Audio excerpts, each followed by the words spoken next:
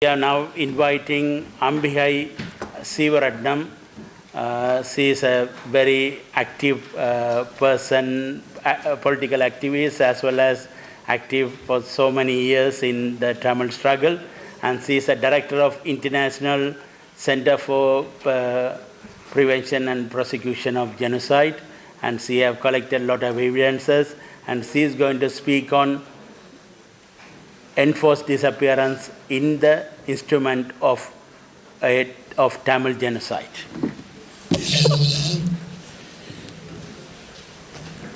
எல்லாருக்கும் வணக்கம். தமிழாக்களுக்கு எங்களுக்கு என்ன நடக்குதுன்னு எல்லாருக்குமே தெரியும். அதால் உங்களுடைய அனுமதியோடு நான் ஆங்கிலத்தில் இங்கே உள்ள மற்றவைக்காக ஆங்கிலத்தில் நான் கதைக்கிறேன். Good evening, members of Parliament, TGT and British Parliament, distinguished guests, brothers and sisters. Firstly, I would like to thank and congratulate TGT and British MPs for organizing such an important conference on disappearance and instrument of Tamil genocide. It's high time that we recognize enforced disappearance as part of Tamil genocide. Enforced disappearance is identified as a means to eliminate opponents and scare terror among the population. We just heard the witnesses saying how they have been, even they slaughtered their heads and the heads were not issued. And even when the body was claimed, they forced them to sign, the families to sign a declaration saying that they were LTTE. That's how the Sri Lankan authority, the successive government of Sri Lanka, acts. As you are aware, the phenomenon of enforced disappearance has affected tens and thousands of individual families and entire community. It is not just the loved ones, it is the entire community that is affected. The community who was peaceful, who is religious, who is loveful, who is well educated, has now going through decades of genocide. Successive governments have committed this crime. Enforced disappearance, according to the Office of High Commissioner for Human Rights Inquiry on Sri Lanka OASL report, the report itself says, I quote, has been used by consecutive governments to target those perceived as critical of the government, supportive of opposition movement, or involved in armed conflict. This is a quote from OASL report itself. Enforced disappearance is particularly against Tamil has been used as a tool to suppress the voice of demanding those who demand self-determination or equal human rights, who have questioned war crimes against humanity or genocide of Tamils. Successive government of Sri Lanka uses enforced disappearance as one of the counter-insurgency tools to eliminate different layers of leadership amongst the Tamils, elite, youth, journalists, human rights workers, by which it hoped to eradicate their political aspiration or weaken their political resolve for political fairness and justice. Most would remember our former British Prime Minister David Cameron's visit to Jaffna during Choham. One would also tragically remember Mrs. Balendran Jayakumari, who led the campaign following the enforced disappearance of her son after they surrendered to Sri Lankan army in 2009. Mrs. Balendran Jayakumari and then their daughter, 13-year-old Vibhushika, were at detention in an unknown center for a long time. It is only with an intervention of international community and UN they were let free on bail. They gained prominence during British Prime Minister David Cameron's visit to Jaffna when Vibhushika desperately appealed, the 13-year-old for her missing brother. And this is the plight not just of these two. And we have heard many people who are here in this committee room giving their eyewitness. ICPPG have recorded over 284 enforced disappearances. And I'm just talking about the families. If I take into account the individuals, I was told that to do this speech only yesterday night, so I didn't have time to go and check my statistics. But I'm happy if any of the medias are here to report the full statistics of enforced disappearance. I would also like to say this does not just affect the people back home. It affects the people who manage to escape from the torture and who come here. I have recently had a victim who came to me saying that it was his sister who, her brother was disappeared. They managed to track them and they bribed and they had sent to Australia. And in the way, they don't know what happened. They are trying to find out what had happened. And one of those who disappeared with her brother has been caught by Sri Lankan army and his body was found. So this is somebody who was trying to escape to Australia, and that boat was for some reason either deported back or whatever happened. My guess is as good as or as bad as yours. And their body has been found. This is the tragic element of what is happening.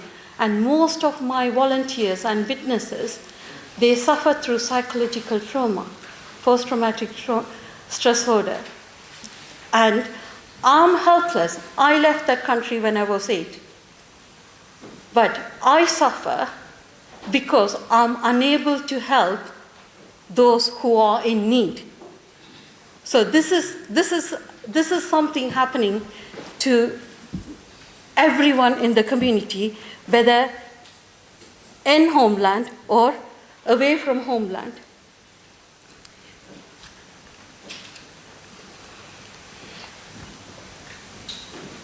Enforced disappearance as crime against humanity and possibly an instrument of genocide.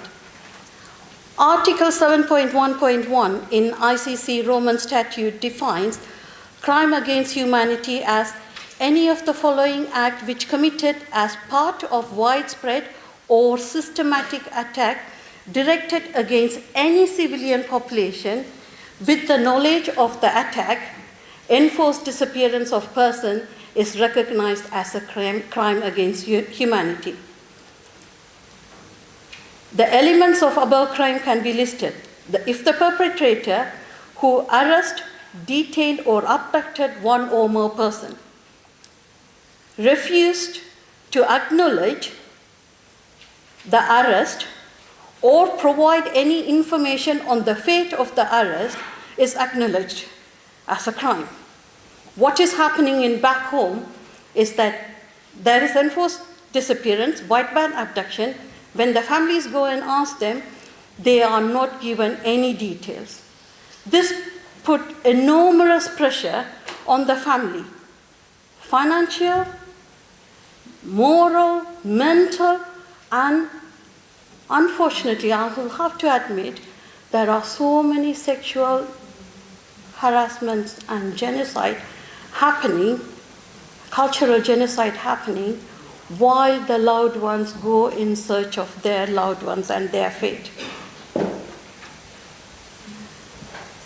So there is a systematic genocide that is happening, not just one type of genocide, many.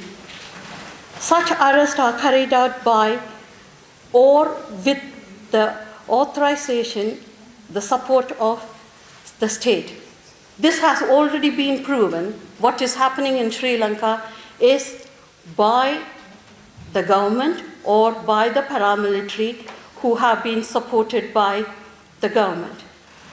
And there is clear impunity that's happening. There's no one, everybody knows that nobody will be prosecuted. That's the worst crime. Refusal of knowledge that deprivation of freedom was carried out by or by authorization of the state. The perpetrator intended to remove such person from the perpetration of the law for a prolonged period of time. They are denying justice not just to them, but also to the family and the community itself. The conduct committed as part of widespread and systematic attack directed against civilian population. The perpetrator knew the conduct was part of intent and conduct part of widespread systematic direction against the civilian population. This is important because there is an intention to wipe out the community. There is an intention to, as soon as you hear the word intent, everybody knows we are talking about genocide. It doesn't have to happen. If there is an intent, that means there is genocide. We have not just intent, that's happening, and the people who have been enforced, disappeared, have been slaughtered, we don't know what's happening to them.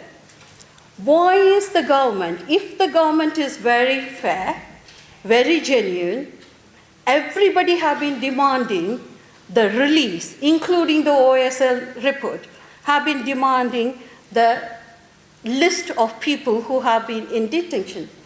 Why are they not doing it?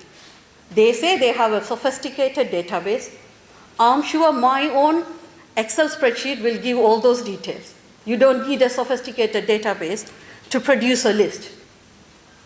So these are the things that I think this will constitute or lead towards the intention of why the government is doing and why do they want to annihilate Tamils.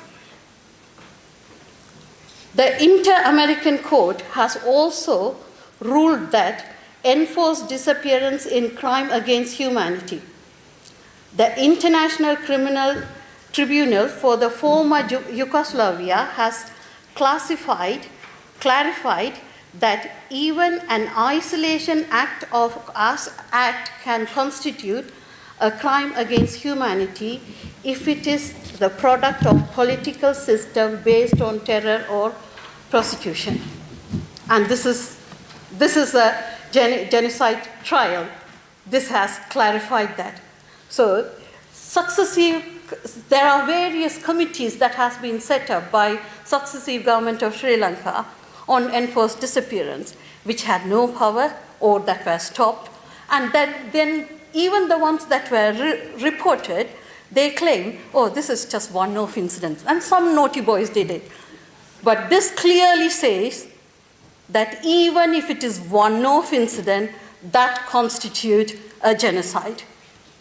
And I'm not saying it. It is a International Criminal Tribunal for former Yugoslavia court that has said it.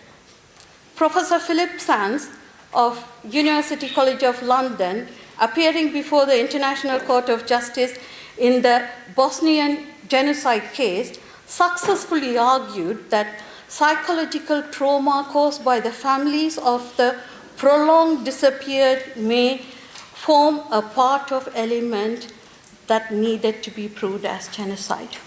This was successfully argued and it was accepted.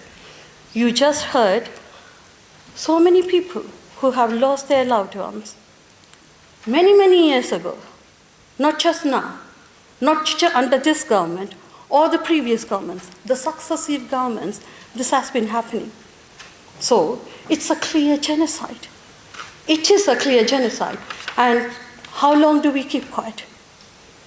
Any accountability process undertaken by Sri Lankan government or any international government needs to treat enforced disappearance as crime against humanity and an instrument of Tamil genocide. In conclusion, I reiterate that any appointed investigation, they need to investigate this as a genocide. The nature of crime perpetrated by Sri Lanka by the state against the Tamil civilian population is widespread and systematic. This demands justice under international human rights and criminal laws. It's absolutely not acceptable to have a domestic investigation when the systematic governments, they themselves are the party to genocide. And they were the signatories to OSL report. What have they done? Are we just good? We have lost so many people. Once upon a time, Tamils were the majority. Now we are the minority.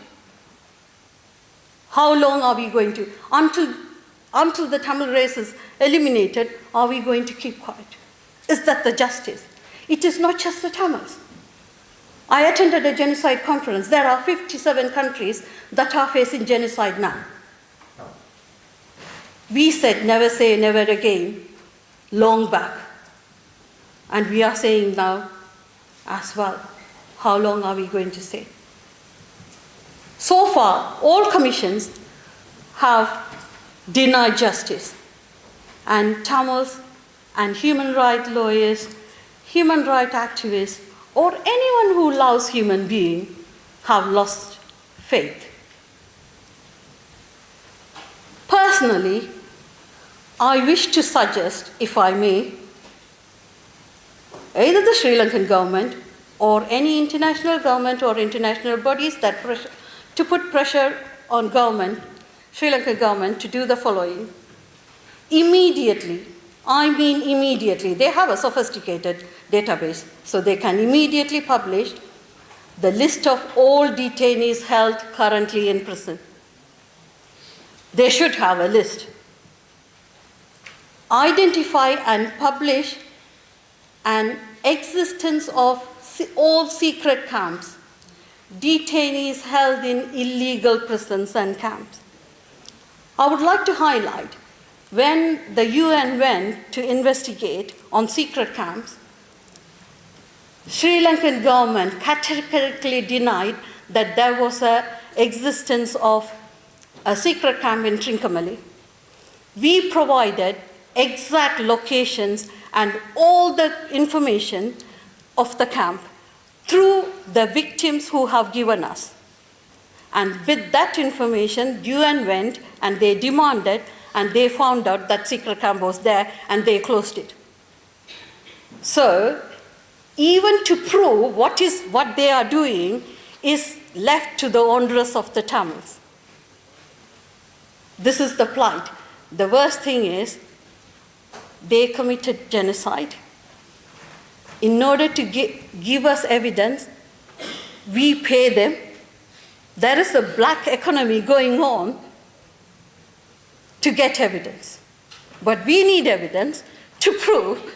It's a vicious circle. Where does it end? Provide access to representative of Tamils, families who have been detained, and give them access to ICRC. It's a basic human rights.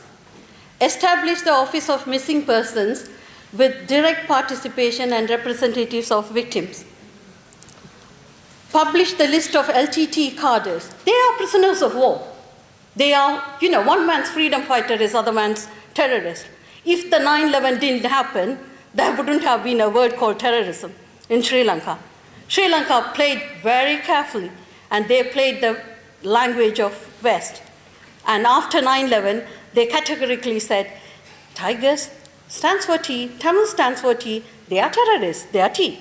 That's the only equation I could think as an accountant. Publish the list of LTT cadres surrendered were made to surrender by Sri Lankan army and current status. Are they alive? Are they dead? What was happening to those people? We just heard of one of the victims' sister who was an LTT cadre. I know the story because they are my witness.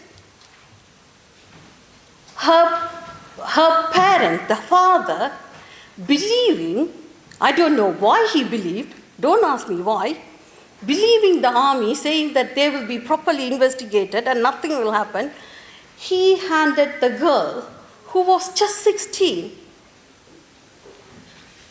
and she joined LTTE only for a month. The last month she was recruited. So she didn't fight. So for a 1 month LTTE person who was 16, handed by the father, they don't know the plight of her till this second. And this is not just one of incident. There are many, hundreds, thousands. Release or charge political prisoners. There are so many political prisoners now. There's no case has been done. Why are you not taking up the case? We are not afraid. Let them face the court.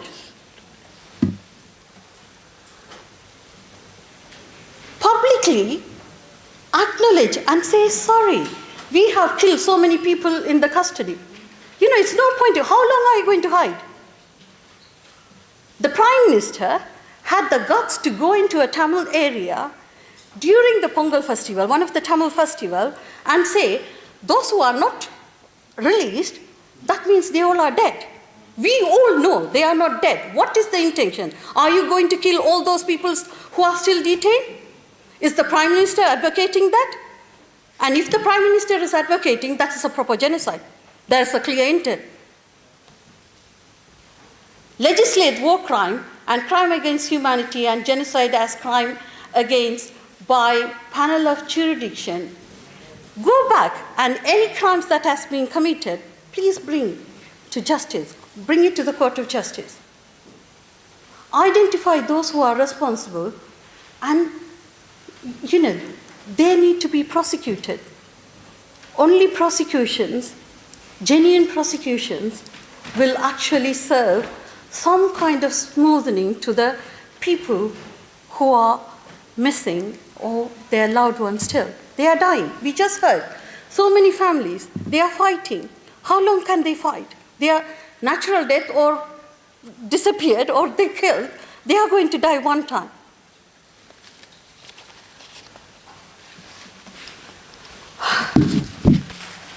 I will ask the international community and UN and such organizations to give an ultimatum to Sri Lankan government. If a simple person like me can suggest all these things, ask them to implement it within 12 months. 2009, the war ended. We are in 2017. 8 years have gone. Another 12 months, as a Tamil, I'm prepared to give them. If they don't do it, demand and do an international investigation. That is the justice that is needed for the Tamils.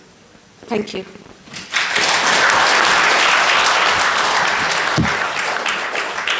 Thank you very much for the presentation of what is disappearance in Sri Lanka is the intended genocide of Tamils. And I call upon Million Atom to speak in solidarity with Tamils. Good evening.